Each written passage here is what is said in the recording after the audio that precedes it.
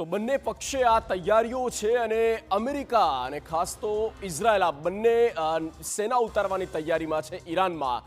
ત્યારે હવે આ લડાઈ જે છે તે આ હદે પહોંચી રહી છે। ત્યારે હવે શું થવાનું છે પણ ઈરાનની સૌથી મોટી વાત કરીએ તો ઈરાને પણ હવે અમેરિકાને ખોલીને વધુ એક ચેતવણી આપી છે।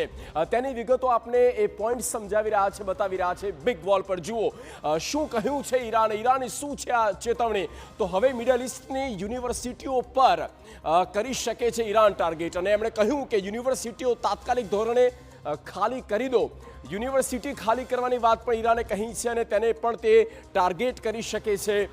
યુનિવર્સિટીઓ તાત્કાલિક ધોરણે ખાલી કરો ઈરાન દ્વારા કહેવામાં આવ્યું છે। મિડલ ઈસ્ટ ને સતત ડર છે ઈરાનના ખૌફનાક ઈરાદાનો અને ઈરાનના ખૌફનાક પ્લાનનો।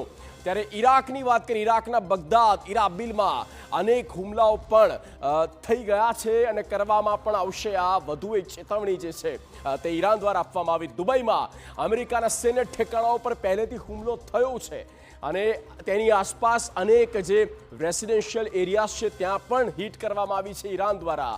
અને ટ્રમ્પને ચેતવણી, ખાડી ક્ષેત્ર અમેરિકી સૈનિકોની કબર બની જશે।